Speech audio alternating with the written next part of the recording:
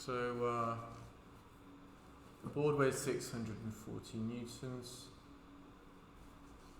and the diameter is 4 centimeters. What speed do we need to support the person? Okay, well, force. We've got the water. It's actually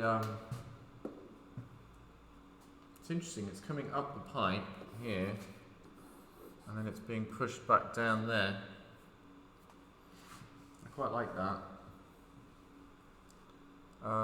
So the idea is that the board sitting on top of the water is pushing the water down. So there's a force from the board on the water that's causing it to change direction, and by Newton's third law, the water pushes the board up. Okay. Now I'm going to assume that the water comes up at a certain velocity and then comes back out of the pipe at the same velocity. So the change in momentum is, the change in speed is 2v, and it's the mass per second times 2v. So mass per second times 2v, where v is the outlet speed. And that's a tricky one. So what's the mass per second? Right, well, it's coming out of the pipe. So in 1 second,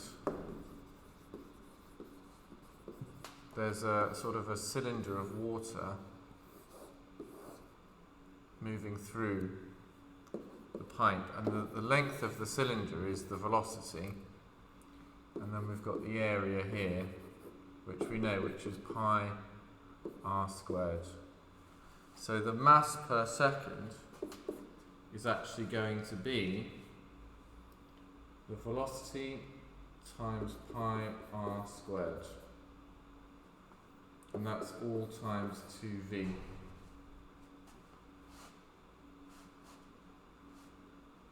Oh, I forgot the density as well. Okay, put that on the end there. The density times the volume, yeah, that's the mass. Okay, so then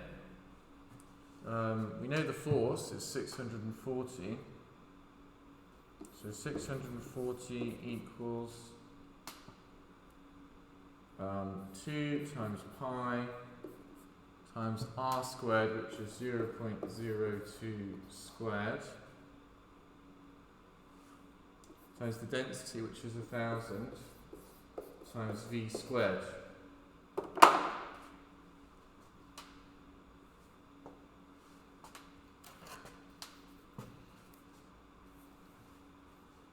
So now I'm going to work out v. It's 640 divided by all of that,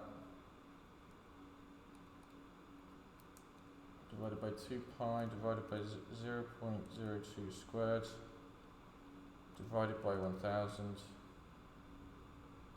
Take the square root,